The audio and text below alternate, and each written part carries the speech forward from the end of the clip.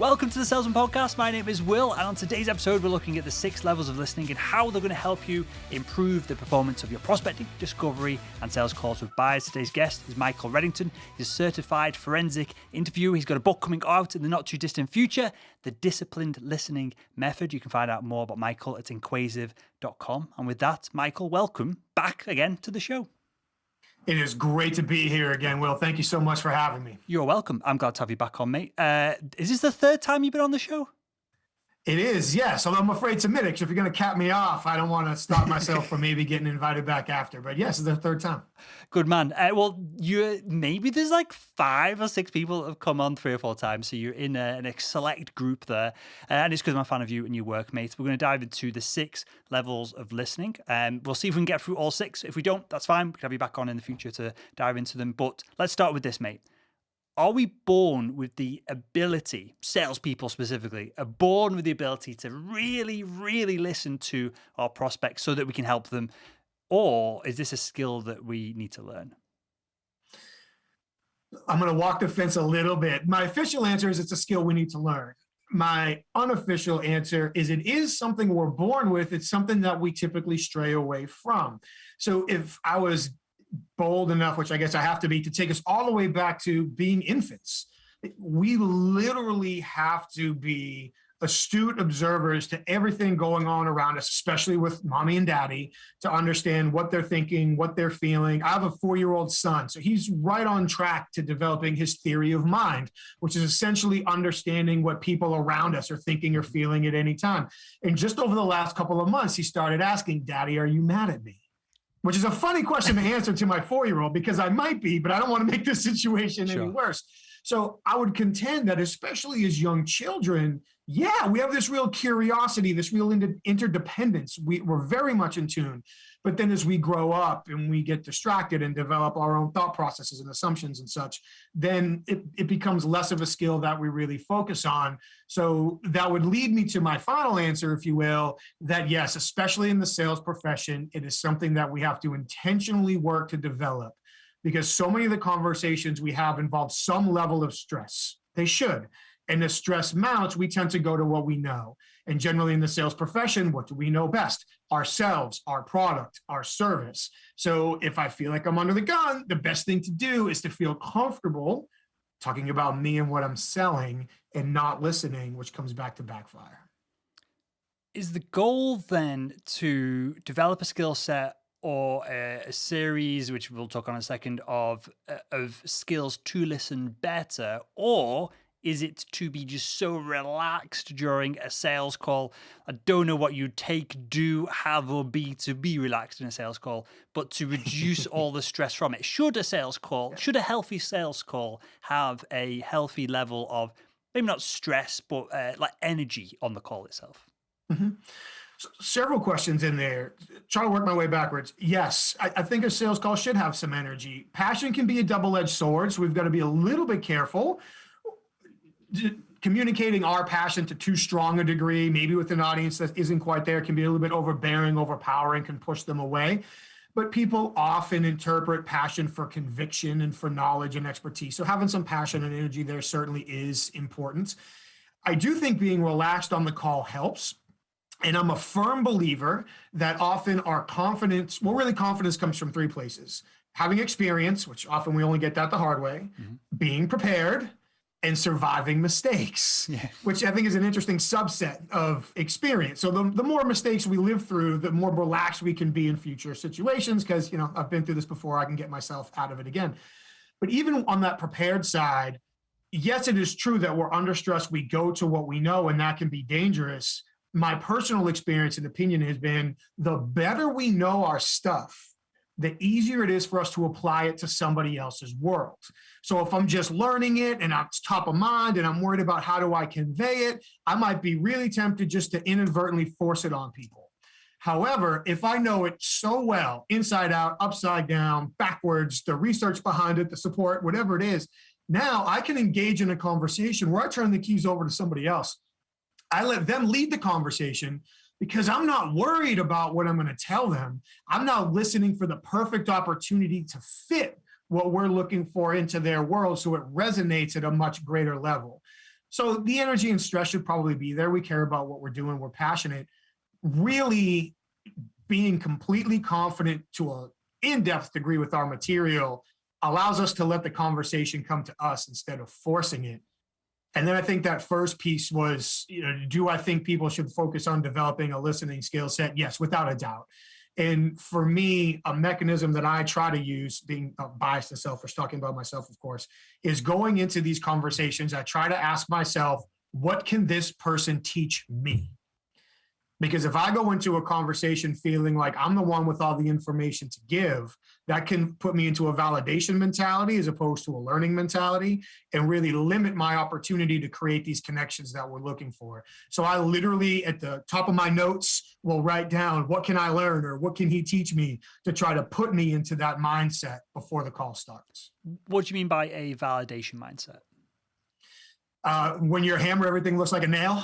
So we can call it confirmation bias if we want. But if I'm going to check the box mentality, if I can get someone to tell me that they're experiencing this pain or they have this opportunity or this financial need or this staff need or software need, then great, I got them where I want them. Now I'm not really listening. I'm trying to fit them into a box that I already have as fast as possible. And I could be missing all kinds of other opportunities. We like to talk about listening for intelligence as opposed to information. Listening to information can put us in that confirmation bias or that validation mentality where I'm looking for those 3 or 4 things that I've predetermined set somebody up for what I would like to sell them. But if I'm listening for intelligence, now I can pay attention to their tone of voice, pauses, specific word choice. They might say some things that sound like throwaway statements about their day, their week, their weekend, their team, a call they just got off of. That could give me insight into another role to take. But if I'm just trying to fit them in that box, I'll never pick it up. For sure. And to be clear, qualifying our customers is important, right? Whether we're using BANT, MEDPIC, MEDIC, one of like the bazillion different qualification frameworks. But I hear what you're saying. I think I do. Tell me if I'm wrong here, because I'm trying my best to actively listen as we do this show, right? Just ticking the boxes is something that we need to do because we're a professional. We need to make sure that someone is a fit for what's going on. But that's layer 1. Layer 2 is, hey, are they responding to these questions? Do they give us information freely? Are they enjoying this? Are they in emotional turmoil? And they're giving me all these qualification questions, but they're never going to close a deal with me today because they're obviously stressed and we should be perhaps rearranging the call for another time. Can we describe this as perhaps level 1 listening and level 2 listening, which is the where people can really separate themselves as salespeople? Yeah, I think that is fair. The one thing I would say about qualification, without disputing the necessity of the steps, is be careful not to do it with an exclusionary mindset. I've worked with a lot of sales professionals, I'm sure you have as well, that when they talk about qualifying, are they a good fit for me? I don't want to waste my time. So they literally, if they go in with that time-focused mentality, I don't want to waste my time. If the goal is literally qualify them as quick as I can one way or the other. And we could end up disqualifying candidates or prospects that might be an okay fit for what we're trying to sell, or it might be a good fit for something else we have, or maybe even somebody else in our network that allows us to begin to build a relationship and demonstrate value over time. So yes, qualify for sure. Just I would coach to not have such an exclusionary mindset or approach when we do. Sure. I think I'll challenge you slightly on that, but I agree in principle. Where I was going to go with it was in a wonderful world, we've all got big fat pipelines, unlimited people. We can spend time on the phone. We can get to know them. We can close them 6 months, a year from now when things change, when budgets align, when timing aligns. Unfortunately, most salespeople live in the world of I've got to get my number by the end of the month, which is both bad sales targets from management being handed down, multiple other factors as well. So what you're saying is correct when we're doing everything else right, but I can just feel the audience going, but my God, I've got to hit target, and I've only got 8 calls, and I've only got so much time during the day, and I've got to qualify them out. Is there how to describe this? Is that a mechanical process that salespeople need to rethink, perhaps, or is that just a mindset shift of, hey, you can qualify people hard, but don't miss important things that, if you were listening more effectively, are there, which might counteract the very rigid qualification framework that we're probably using. Yeah, I think you just hit another nail right on the head. I probably need a new analogy now. This is the second time we've used that one. But yes, so it's about finding a bit of a balance, and it's about making the best of the time that we have. So time is the enemy of empathy, and time is the enemy of quality. If I'm thinking to myself, this conversation has to be done in 5 minutes, I have to make 8 calls. If this isn't going to work, I got to hurry up and get to the next one. I'm literally prioritizing time over empathy, understanding, resonating with my audience, and I'm prioritizing time over the quality of the call. And it can be tough, especially in what we do, because it's, in some ways, our calls are predicated on failure. There's a reasonable likelihood this isn't going to work. I'm going to try to figure that out as fast as possible. If it's going to, I'm in. If it's not, I'm on to the next. So it's finding that balance of how am I going to maximize the time that I have, really give every opportunity to suss out value in this conversation. And if it's not there, cut bait and move on. But do that more from a value standpoint as opposed to a time standpoint. I guess my personal belief is oftentimes time takes care of itself. Mm-hmm. Not always. We can run on forever. We can run on to people that, someone I can talk to today, and they'll just talk our ear off. But generally speaking, if we have a good process in place, the time piece takes care of itself. Sure. That makes total sense. Okay, so we pitched the 6 levels of listening. We should probably get into it at some point of the show, since I've talked about it at the top. Before we go down 2 other many rabbit holes, Michael, do you want to run through them? Do you want to run through perhaps the first 1 or 2, and then I'll throw some questions at you, and we'll see how many we can get through. We don't need to get through them all if we've not got time. No, that's no problem. So with the 6 levels of listening, I'm assuming we're talking about Judy Burnwell's the Hurrier model of the 6 levels of listening. Yep. So the first 2 we have are hearing and understanding. And I think we could probably pause there just for a minute and talk about those 2 and kind of section them off. I was, if you can believe this, sitting at a bar in Gainesville, Florida, if I remember correctly, when I was traveling and teaching years ago. And I sat next to a guy who we were talking, he was a nice guy. And he said, "Hear me now, listen to me later." And I thought that was kind of an interesting way to put it, but it's a phrase that he used a lot to basically say, yeah, I get what I'm saying now, but put some time into it, think about this later, and think about what it really means. So I would argue that hearing and either listening or observing are 2 different things. Sure. Because, we can hear the sounds that people are making, but are we really paying attention to the nonverbal cues, the tone of voice, the speed of delivery, the word choice? And one of my absolute favorite things to listen to is, does somebody start to say a word, cut themselves off, and then change it to another word? Because if they do that, there's a strong likelihood they're engaging in some impression management activity. The word they were going to use is more than likely representative of how they're really feeling in the moment. The word they switch to is the word that reflects the feeling or the impression they want us to have. Mm-hmm. So if somebody starts to say, well, I'm trying to do it off the top of my head. I should have planned this out in advance. But if someone was trying to say something along the lines of, we're all on board, we're going to take some time and talk through this. Well, they're not all on board. So understanding what somebody is really thinking versus what they're telling us can be really important. So yes, hearing it is important, and being focused and limiting distractions and all those basic attentive or active listening skills that we've been taught forever are important, but just hearing the message isn't enough. Understanding is really where we talked a little bit before, emotional intelligence comes into play. Contextual or situational awareness. What is this message likely indicative of? What's the totality of their delivery? What can I assume from their intentions or motivations or fears? Who else is in the room? What might be going on? Really understanding the totality of the message would be that next level up from hearing. And I'll certainly pause there for you to jump in. How do we develop this? Clearly, your book, when it comes out, Not Too Distant Future, is you're part of the experience here, right? Clearly, I'll give you an opportunity to talk about the book at the end of the show. But is this experience? Is this Will and Michael are going to be 80, and we're going to look back at all the mistakes we made in our 20s, 30s, 40s, and go, oh, that was because it was there, but I didn't see it. Or is this a skill that we develop there's a checklist of things that we need to look out for, and then those things directly correspond to a certain result or thinking pattern in the person that we're engaging with?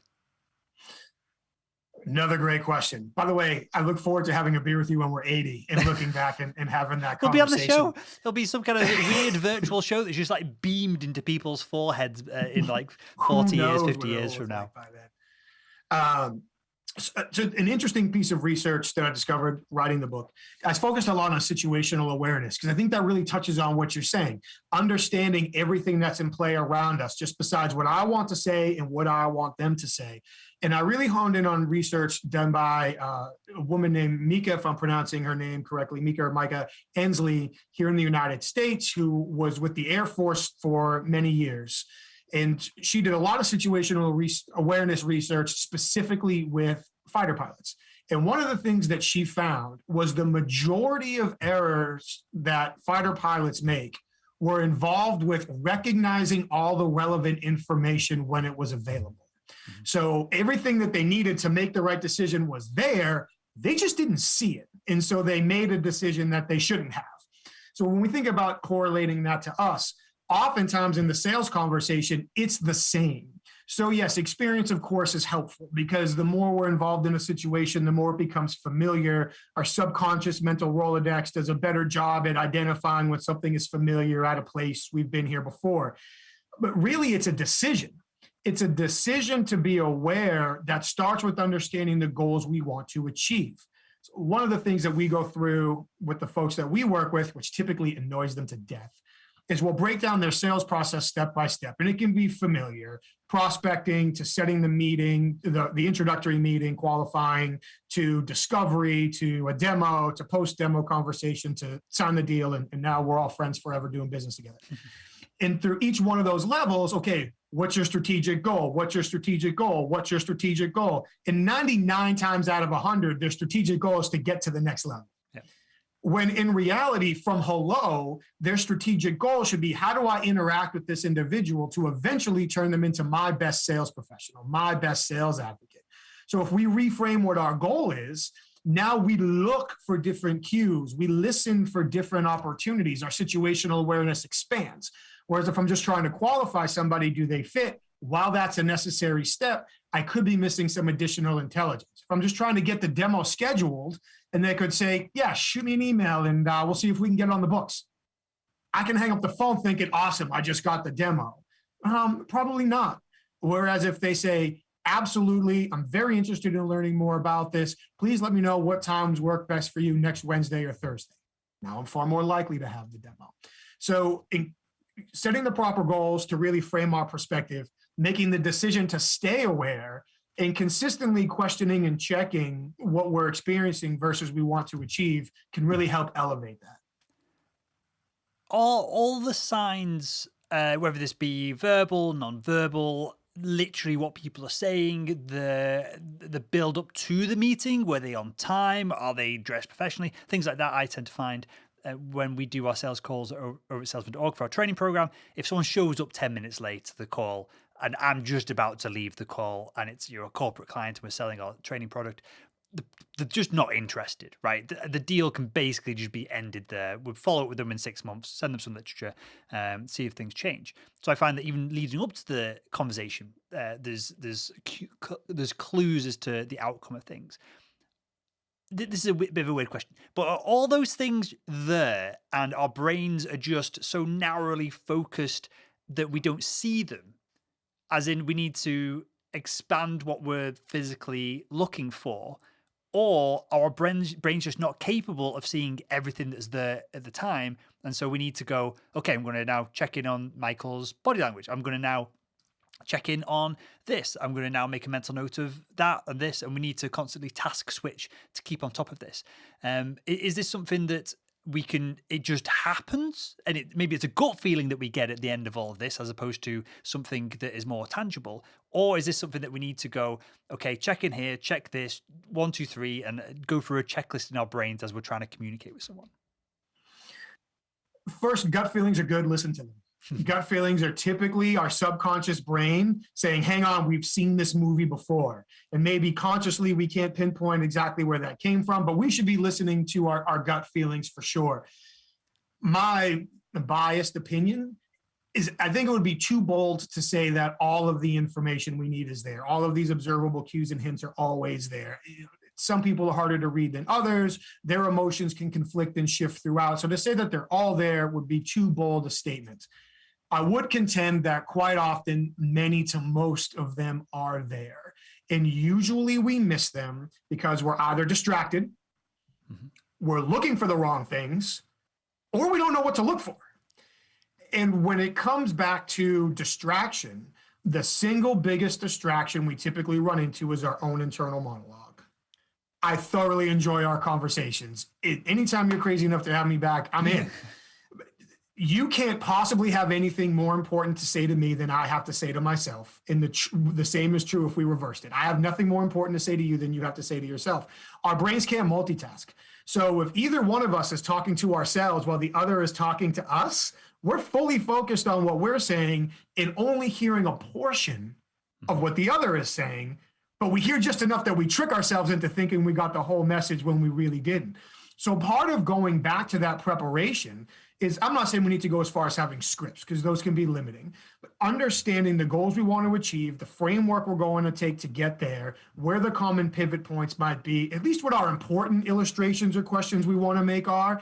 Now we spend a lot less time thinking, well, what am I going to say next? Where do I go? What do I do? What's the next slide? What's going to happen? And we can spend far more time being in tuned to all the cues that they're displaying in order for us to internalize those and adapt as necessary during the conversation. Again, super basic question here. And I've tried to make steps towards this, and I'll explain why with the post-it note in a second. But how the heck do we remember everything that's being thrown at us when we're not just focusing on what people are saying, but we're trying to take the whole picture in, Michael, on maybe a 20 to 45 minute sales call where we'll stick to the beginning of the sales process where we're trying to qualify the buyer. We're trying to see if they're a good fit to work with us. How do we avoid getting to the end of the conversation and then we go, well, I really enjoyed speaking to Michael. What just happened? Like we've chatted, we've gone back and forth, but I'm not really any idea because I've been so in the moment. I've been so focused and actively listening, trying to ask questions that bring the best out of yourself during this, the sales conversation, the sales process. How do we, from a salesperson perspective, then remember it if we're not taking notes and we're not trying to plan the next question that we're going to ask, and we're not following a script which keeps everything down a straight line? How do we keep track of the conversation that we've just had? Starts with our goals, keeping our goal in mind. So for me, the average sales call, let's just say, is 45 to 60 minutes, give or take. If somebody schedules a block of time with you, that's about how much time they have. So for me, I'm, even right now while we're talking, I have my watch in front of me where I can see it, so I don't give long-winded answers. So if I have my watch in front of me where I can see it, I can at least keep a basic idea on where I'm at time-wise. So that way I know if I have to start shifting the purpose of the call towards the end, I'm leaving myself time to do it. You mentioned notes, especially if somebody's on a virtual call, which is happening so much more now and probably will stay that way moving forward to some degree. Right now, if I was writing notes over here with my right hand, you wouldn't be able to see it. So I could be over here not writing notes like I'm witnessing a lecture in college, but just a couple key words that I can look down at. And because my handwriting is chicken scratch at best, when I do this, I'll write in all capital letters, because it'll make it easy for me to just glance and see that one word that is the trigger I need to remember what I was doing. The other thing that I do is listen to remember instead of listen to forget. So there are plenty of times where people will be talking to us and we'll start to think, oh, I'm never going to remember all of this. Well, unfortunately, we are now far more likely not to remember because that's what our brain is focusing on. I'm never going to remember this. So instead, keeping a chain going in my head, where I know this borderline's talking to myself, I'm still focusing on you, and now I'm trying to chain some of the things together. It's the last thought that I'll give here before turning it back over is, instead of listening to the whole conversation, really observe for reactions to triggers. So at any point in the conversation where I'm saying something that my counterpart might have an emotional reaction to, that's really the time I want to make sure I'm paying attention.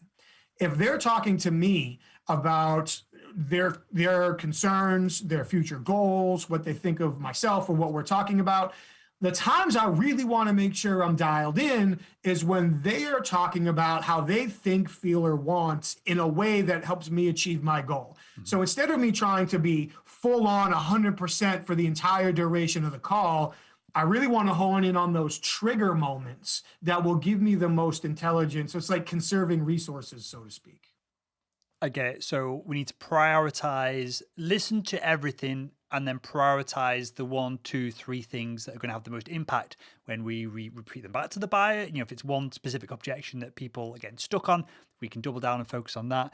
I've similar to you. So I've gone from I don't even have it anymore, an A4 pad of paper, and I'm just constantly scribbling down during these interviews. I've now resided myself to one Post-it note per interview, so I can just type single words, and I can't read my own writing. Start from surname. I don't even know why I've got surname on here anymore. So who knows how effective this is. But I find it keeps the point in my brain, if I just do one word note, long enough that I can continue listening, then look back, then ask the question, as opposed to being like, must ask this, must ask this, must ask this. So that's how I go about doing that. And this is my Post-it note system. January onwards, we're going to give it a go, but we'll see how it goes. But what I do get is better feedback from guests. And I can see sometimes I'll be jotting down, making notes, Michael. I'd look up and then the guest would be like just staring at me, waiting for the next thing to come out of my mouth. And there's a bit of a delay. So I guess in person, this might work better doing longer form notes, but short form notes, especially over Zoom, I think is really useful for the audience. And I guess maybe one last, I think hack is the word the kids use these days. Especially over Zoom, if I type out the questions that I want to ask, and not necessarily in a script, but I do it in like 16 font, all capitals, can't miss it, and I leave a bunch of space in between them. Now, instead of me thinking, what do I say? There you go. Yeah. Now, instead of me thinking, what do I say next? I can just glance down. Yep. Love it. Or if you answer a question before I even get to ask it, now I just go ahead and I scribble that note next to the question that I was going to ask and I move on. So the little things we can do to prepare make it easier. In my opinion, a lot of observing for value and identifying hidden value comes down to managing the number of variables we have to deal with during the conversation. The more we can limit the number of variables we have to deal with and focus on the correct ones, the more successful we'll be. So would it be fair to say then, if we are going into a qualifying conversation, the goal of the conversation is to see if this person is a good fit to work with us, as opposed to, here is a 27-step qualification framework, med, pig, blah, blah, blah, blah, blah, blah, and we're trying to tick these boxes off as we go through by monotonously asking the prospect these questions that they don't want to answer because there's no value in them answering it. Is that fair to say? I think it's 100% fair to say, and I would guess that in many situations that demotivates the prospect to answer. Because there's nothing personal, there's no resonating going on, there's nothing between me and you. It's like when we go to the doctor and the doctor asks us the same 10 questions, not even looking at us, typing it into the computer. And we're like, do you even care about me? Or are you going to help me with what I feel like is bothering me today? So I'm a huge fan personally of going, especially in qualifying calls, going with an illustrative opening. And I'm going to keep it a bridge for time. Something along the lines of, Will, thank you so much for, taking the time to talk to us today. Appreciate that we're both interested in potentially understanding if we are the right fit to work together. In fact, we found that a lot of times at this point in the relationship, many of the people who are considering partnering with us have the same 2 or 3 questions. 1, 2, 3. So with that in mind, generally, bam. And so now it's like I'm educating them before I start asking questions. And there's some other psychological influence mechanisms that we're using there, but we like to say illustrate before you investigate. So now I'm making it more of a conversation. Some things I'll just throw out. Do they nod their head? Do they smile? Do they react? Do they smile or do they laugh and say, yeah, me too? Or do they shake their head like that's totally foreign? I'm gathering intelligence. Some I'll ask them a question. So by balancing that out through the conversation, now it doesn't feel like I'm sitting in front of them with a clipboard and a checklist, and they're going to get the results of my evaluation when we're done. Let me ask you this, right? And this is going to ruin this call that I do when people, we do a it's essentially a qualification call when people want to sign up to our training program, because there's so much of my time now invested into each of the students, and the price has gone up versus just the online version of the course, that we need to make sure that it's the right people coming in there. So we go through the call. I'll do a bit of basic consulting, see where they are. Typically, it's where are they? Where do they want to get? Can we bridge the gap across? And then towards the end of the call, something I've started doing, and this was just a mistake at first. The Zoom was just playing up, and so what I did was there's two offers that we have. I just typed it into Zoom chat and clicked enter and said, "Hey, look at the pricing, look at the offer, what you get for it, and you tell me which one you want to go with." So it's somewhat of a close-ended question. Maybe it'd be more appropriate to have what do you fancy would be. I don't want to force people down. I don't want to do like an assumptive close or something weird like that. But what I find is then people go, because they have to move the laptop closer. So they're looking at the two offers that we give them typically, whether it's like a 1-month mentorship or 12-month mentorship, and you can see their face. And I then have this weird moment where they forget that they're on camera. I can see the genuine reaction, the guards drop, and obviously most of the time people are like, "Oh, great, this kind of fits my budget, this fits my goals, I'm dead excited," and people are like, yeah, let's move forward with it. You can see some people, the face drops, and it's not quite the right fit for them, and that is that. And before they even say anything, I can then react to that on the call itself.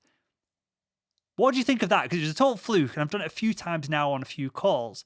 And people seem to give that's the because it's a sales call as well, but people seem to drop the guard and give me just a genuine response just via the kind of the non-verbal cues on camera.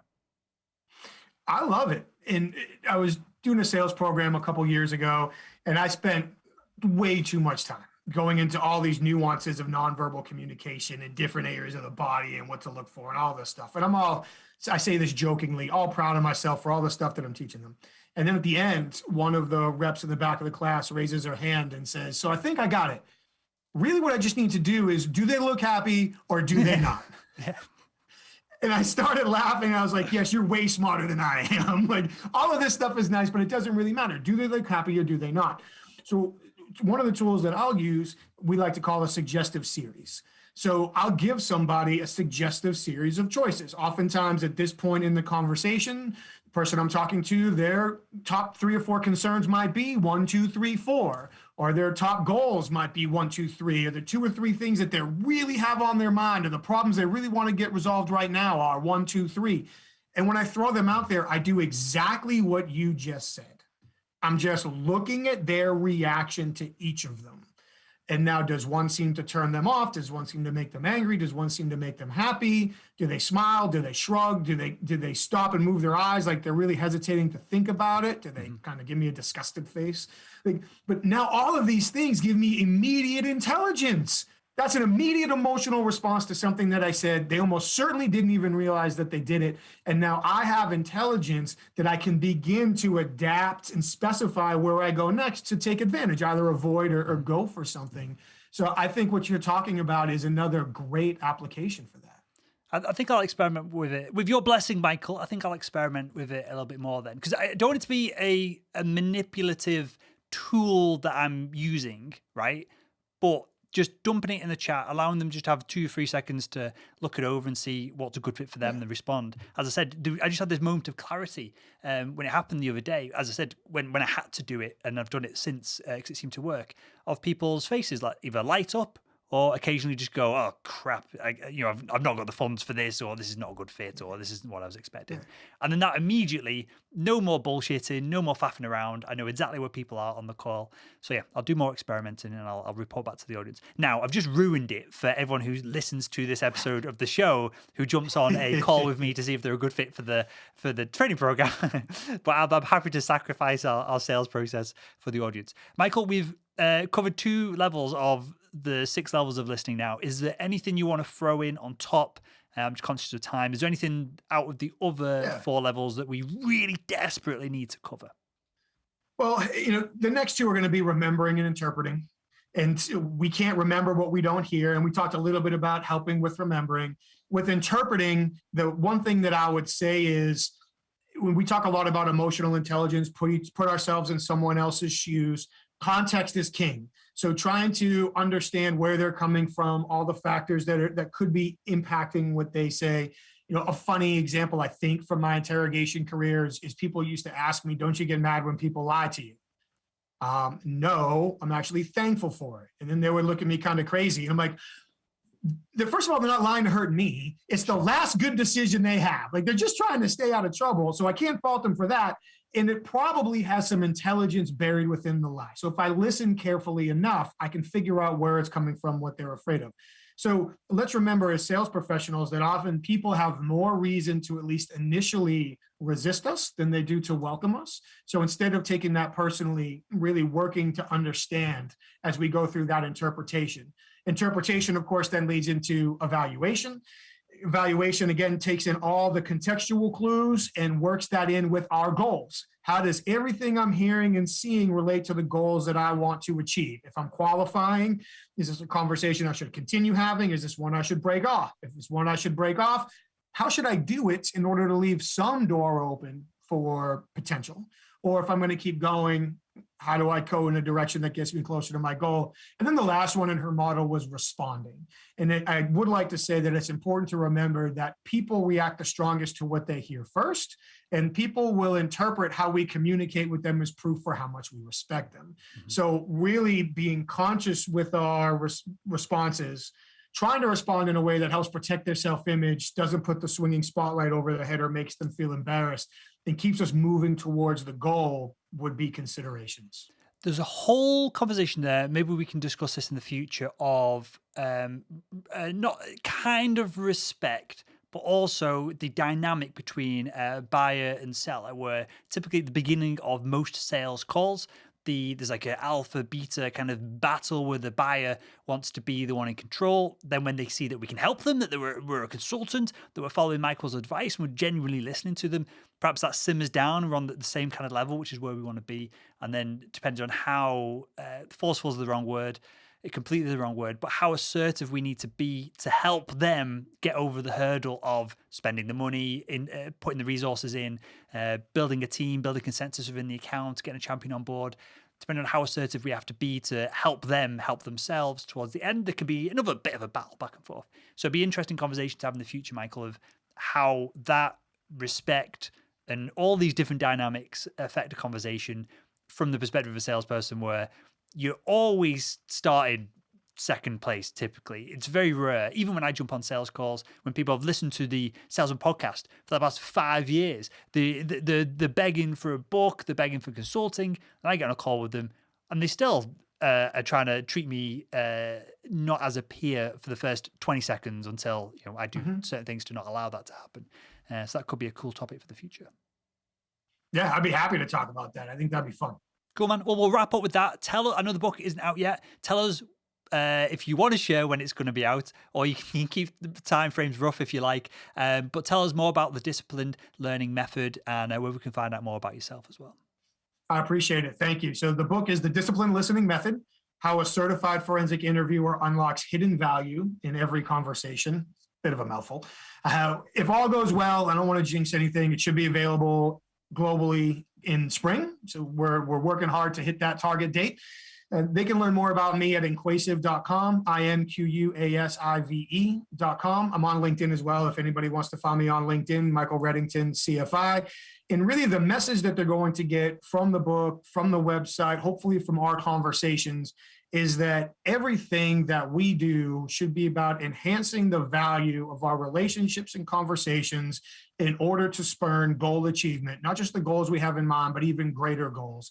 And oftentimes the path to do that is a bit surprising. And if we take a step back, prioritize somebody else's experiences, and really, like we talked about today, open our situational awareness up a little bit wider, we can begin to create opportunities that previously didn't appear to be out there. Amazing stuff. Well, I'll link to the book when it's out, your website right now, and everything else that we talked about in the show notes to this episode over at salesman.org. And with that, Michael, it's a pleasure as always, mate. I want to thank you for joining us on the Salesman Podcast. My pleasure. Thank you for having me back.